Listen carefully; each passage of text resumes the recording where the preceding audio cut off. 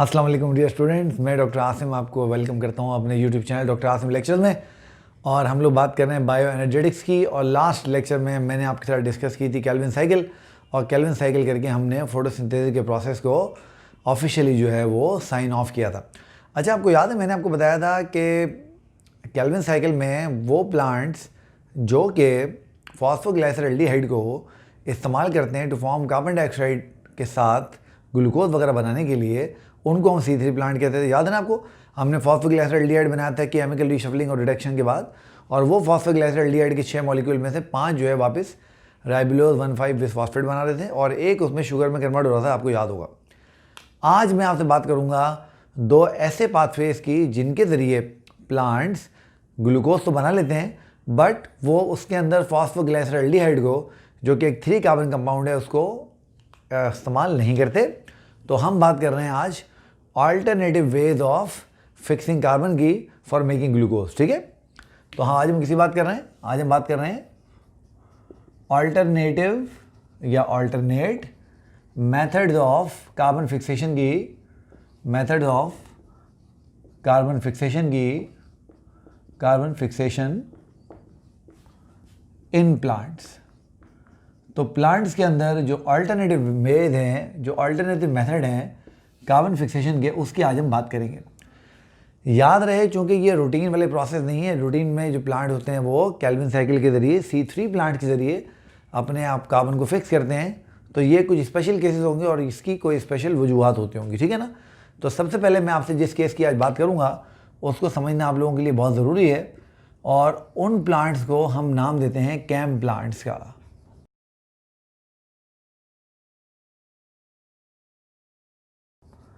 तो सबसे पहले मैं आपसे बात कर रहा हूँ कैम प्लांट्स की, ठीक है।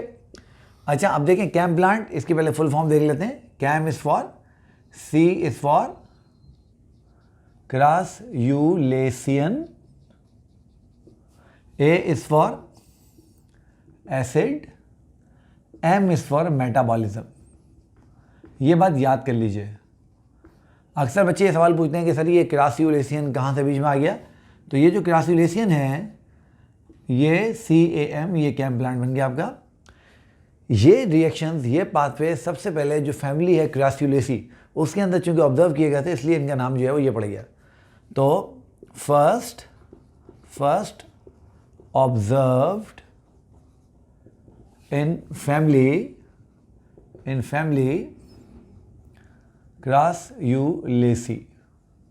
तो सबसे पहले फैमिली क्रासुलेसी के जो प्लांट्स हैं उनके अंदर इसको स्टडी किया गया था, इसलिए हम इसको क्रासुलेशियन एसिड मेटाबॉलिज्म कहते हैं। याद कर लीजिए, ये सारे प्लांट वो प्लांट्स हैं जो ऐसी इन्वायरमेंट में रहते हैं जो बहुत ही ड्राई और बहुत ही एरिड इन्वायरमेंट होती है।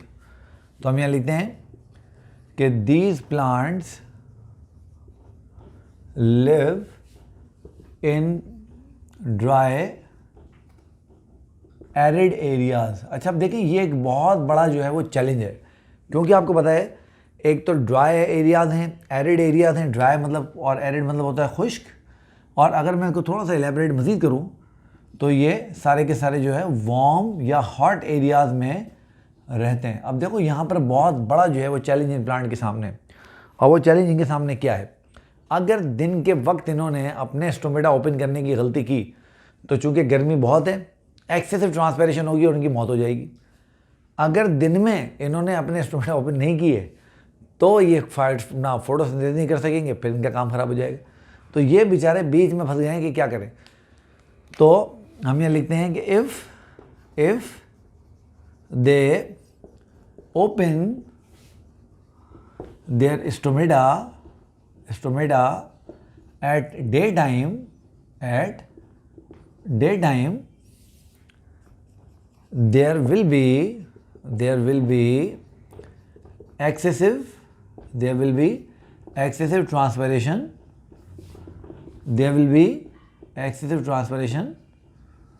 that can lead to death,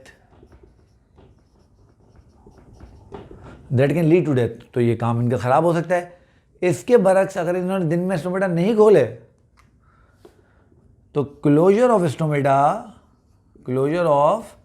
stomata during day time will not allow them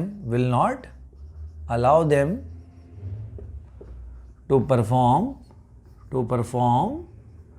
photosynthesis। वो आपने एक मुहावरा सुना होगा और ज़रूर सुना होगा। वो क्या कहते हैं? वो कहते हैं आगे कुआं और पीछे खाई, यानी आगे जाएंगे तो भी नुकसान हो सकता है, पीछे आएंगे तो भी नुकसान हो सकता है। तो ये प्लांट फंस गए। दिन में स्टोमेटा खोलेंगे तो भी काम खराब हो रहा है, दिन में स्टोमेटा नहीं खोलेंगे तो भी काम खराब हो रहा है। तो अब इन्होंने कोई ऐसी स्ट्रेटजी अडेप्ट करनी है कि ये बहुत इजीली अपना काम जो है वो परफॉर्म कर सकें। इसलिए ये प्लांट क्या करते हैं, अब हमने जो है वो उस चीज़ को बहुत ध्यान से समझना है और उसको जो है वो स्टडी करना है, ठीक है। अब ये प्लांट क्या करते हैं, ये अपने स्टोमेटा को ओपन करते हैं रात के वक्त। कब ओपन करते हैं बच्चों? ये अपने स्टोमेटा को ओपन करते हैं रात के वक्त। तो यहाँ पे हम इसको लिख लेते हैं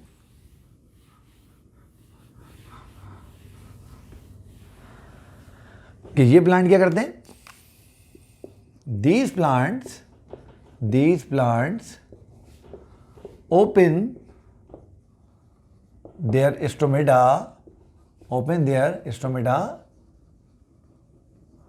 ड्यूरिंग नाइट। अच्छा, अब देखो रात में स्टोमेटा खोलने का इनका मकसद तो हासिल नहीं हो रहा है, क्योंकि रात में तो सनलाइट नहीं होती। अगर रात में कार्बन डाइऑक्साइड एब्जॉर्ब भी कर लें तो क्या होगा, उससे क्या फोटोसिंथेसिस होगी, सवाल ही नहीं पैदा होता। तो अब ये क्या करते हैं, ये रात के वक्त कार्बन डाइऑक्साइड को एब्जॉर्ब करते हैं। तो they absorb CO2 at night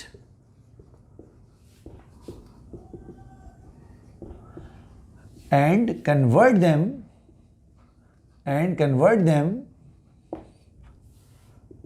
into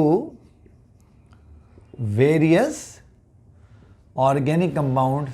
और ये क्या करते हैं, उनको बहुत सारे ऑर्गेनिक कंपाउंड्स के अंदर कन्वर्ट कर लेते हैं।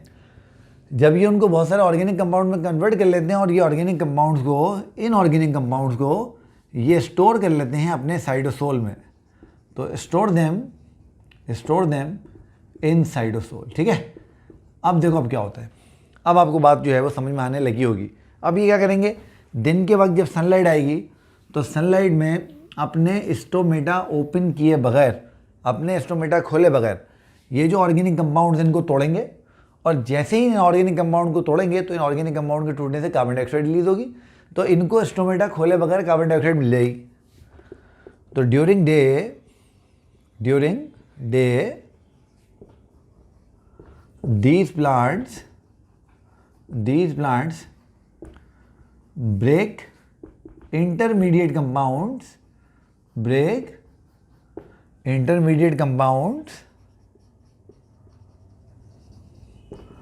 to generate carbon dioxide. तो अब दिन के वक्त क्या होगा, जब सनलाइट आएगी तो ये उन्हीं इंटरमीडिएट कंपाउंड को तोड़ेंगे, कार्बन डाइऑक्साइड रिलीज करेंगे। और ये कार्बन डाइऑक्साइड, अब आप समझ रहे हो, ये जो जनरेशन हो रही है कार्बन डाइऑक्साइड की, ये विदाउट ओपनिंग ऑफ स्टोमेटा होगी। ये विदाउट स्टोमेटल ओपनिंग होगी।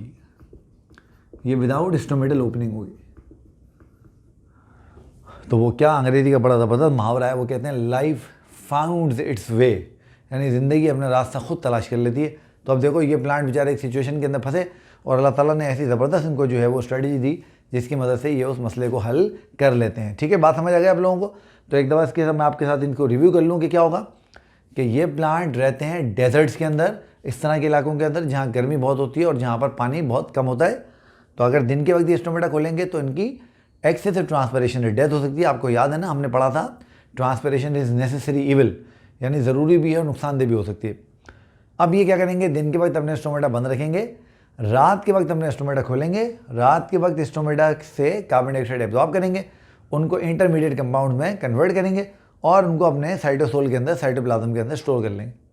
दिन के वक्त जब सनलाइट आएगी तो ये अपने स्टोमेटा खोले बगैर इन इंटरमीडिएट कंपाउंड को तोड़ेंगे और इनको तोड़ के ये क्या करेंगे, ये कार्बन डाइऑक्साइड जनरेट करेंगे और ये कार्बन डाइऑक्साइड स्टोमेटल ओपनिंग के बगैर जनरेट हो जाएगी। फिर ये कार्बन डाइऑक्साइड इस्तेमाल होगी कहाँ पर, फोटोसिंथेसिस में। और उसके बाद क्या होगा, उसके बाद ये जो कार्बन डाइऑक्साइड है, तो ये जो कार्बन डाइऑक्साइड है, ये वाली कार्बन डाइऑक्साइड, तो CO2 is utilised in photosynthesis. अब ये जो CO2 है ये फोटोसिंथेसिस के लिए अंदर यूटिलाइज हो जाएगी और बेहतरीन तरीके से सारा काम इनका हो जाएगा। ठीक हो गया बेटा, बात समझ आएगा आप लोगों को। तो ये थे कैंप प्लांट्स। अब मैं आपके साथ एक और मोड डिस्कस करता हूँ जो कि काफ़ी सारे प्लांट्स जो C4 प्लांट कहलाते हैं वो अडेप्ट करते हैं, और उसको हम कहते हैं C4 मैकेनिज्म, जहाँ पर वो फॉस्फोग्लाइसरल्डिहाइड जो कि एक 3 कार्बन कंपाउंड था उसकी जगह एक 4 कार्बन कंपाउंड इस्तेमाल करते हैं। वो कौन सा करते हैं उसको अभी हम देख लेते हैं। तो अब हम देखते हैं C4 कार्बन फिक्सेशन कैसे होती है।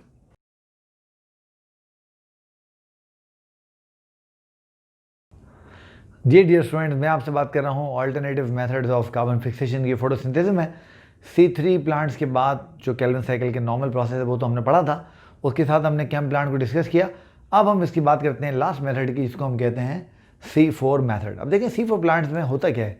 होता ये है कि ये प्लांट्स वो प्लांट्स होते हैं जो वल्नरेबल होते हैं एक प्रोसेस के, और उस प्रोसेस को हम नाम देते हैं फोटो रेस्पिरेशन का। मैं किसी लेक्चर में इंशाल्लाह फोटो रेस्पिरेशन की आपसे बात करूंगा डिटेल में, और आपको समझाऊंगा कि फोटो रेस्पिरेशन में क्या होता है। अब फोटो रेस्पिरेशन के बारे में फ़िलहाल आप सिर्फ ये याद रखिए कि photo respiration is a wasteful process. वो एक ऐसा प्रोसेस है जिससे बहुत नुकसान होता है प्लांट्स को, इसलिए प्लांट्स अल्टीमेट एफर्ट करते हैं, अल्टीमेट कोशिश करते हैं कि वो फोटो रेस्पिरेशन से बच जाए। अब देखिए यहाँ पर क्या हुआ। यहाँ पर हमारे पास ये लीफ का मेसोफिल सेल था, इसने कार्बन डाइऑक्साइड एटमॉस्फेयर से एब्जॉर्ब की। बजाय इसके कि ये कार्बन डाइऑक्साइड को डायरेक्ट केल्विन साइकिल में भेज देता, इसने क्या किया, इसने इस कार्बन डाइऑक्साइड को फॉस्फोइनोल पायरुवेट के साथ मिलाया। जैसे ही कार्बन डाइऑक्साइड जिसमें 1 कार्बन था वो फॉस्फोइनोल पायरुवेट के साथ मिली जिसमें 3 कार्बन थे, और इस रिएक्शन को कैटेलाइज किया फॉस्फोइनोल पायरुवेट कार्बोऑक्सिलेज ने, ये कन्वर्ट हो गया ऑक्सिलो एसीटेट के अंदर। अब देखिए यहाँ पर ऑक्सिलो एसीटेट में कितने कार्बन है, 4 कार्बन, इसीलिए इस मेथड को हम C4 मेथड कहते हैं। यानी यहाँ पर जो कंपाउंड इस्तेमाल होंगे वो कंपाउंड होंगे जिनके अंदर कार्बन के 4 एटम होते हैं। फिर इस ऑक्सिलो एसीटेट को मिलाया गया, किससे कन्वर्ट किया गया, मेलेट के अंदर। मेलेट में भी 4 कार्बन थे। फिर इस मेलेट को तोड़ा गया, और जैसे ही हमने मेलेट को तोड़ा हमने उसमें से 1 कार्बन बाहर निकाल दिया।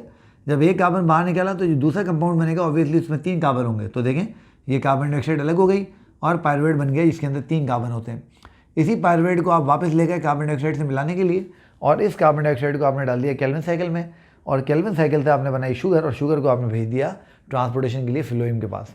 अब देखिए यहाँ पर हुआ क्या, यहाँ पर ये जो लीव्स होते हैं, ये जो प्लांट्स होते हैं जो कि कॉर्न और वीट इसकी कॉमन एग्जाम्पल हैं, ये क्या करते हैं, ये वल्नरेबल होते हैं फोटो रेस्पिरेशन के। फोटो रेस्पिरेशन में क्या होता है, जो हमारा एंजाइम होता है रिब्यूस्को, जो कि फोटोसिंथेसिस का मेन रेट लिमिटिंग रिएक्शन था, वो बजाय कार्बन डाइऑक्साइड के कंबाइन होने के, यानी एज ए कार्बोऑक्सिलेज काम करने के, वो ऑक्सीजन के साथ मिलके काम करना शुरू कर देता है, जिसको और हम कहते हैं ये ऑक्सीजनेज बन गया। और हम नहीं चाहते कि रिब्यूस्को एज ऑक्सीजनेज काम करे, क्योंकि उससे एनर्जी जनरेट नहीं होती, ATP जनरेट नहीं होते, शुगर भी नहीं बनती। तो अब क्या होता है, ये कार्बन डाइऑक्साइड की कंसनट्रेशन को यहाँ पर बहुत ज़्यादा बढ़ा लिया जाता है। और क्यों बढ़ाया जाता है, इसीलिए बढ़ाया जाता है ताकि कार्बन डाइऑक्साइड जब ज़्यादा होगी तो रिब्यूस्को कार्बन डाइऑक्साइड से ही मिलेगी, ऑक्सीजन से नहीं मिलेगी। तो इस तरीके से ये प्लांट क्या करते हैं, ये प्लांट जो कि वल्नरेबल होते हैं कि ये फोटो रेस्पिरेशन के प्रोसेस में जा सकते हैं, ये अपनी वल्नरेबिलिटी को इस तरह से कम करते हैं by increasing the concentration of oxygen in their cells. ठीक है बच्चों, समझ आ गई बात। तो ये आपको मैंने कैंप प्लांट भी समझा दी, C4 प्लांट भी समझा दिए। तो इस तरह से ये अल्टरनेटिव मेथड वाला जो लेक्चर था कंप्लीट हुआ, छोटा सा लेक्चर था, होपफुली आपको समझ आ गया होगा। आप मेरा चैनल देख रहे हो, लाइक कर रहे हो, सब्सक्राइब कर रहे हो, लाइक करते जाओ, सब्सक्राइब करते जाओ, और जब भी इसको सब्सक्राइब किया करो बेल आइकन ज़रूर प्रेस किया करो। मैं आपसे मिलूंगा नेक्स्ट लेक्चर में, और कोशिश करेंगे कि बायो एनर्जेटिक्स के टॉपिक्स को जल्द से जल्द सिमट के इसको पूरा किया जाए, क्योंकि मुझे एहसास है कि आपके एग्जाम नज़दीक हैं, आप लोग मुझे कहते भी रहते हो, तो बस करते हैं कोशिश इसको पूरा करने की। ठीक है बच्चों, अपना बहुत सारा ख्याल रखना। अल्लाह हाफिज़।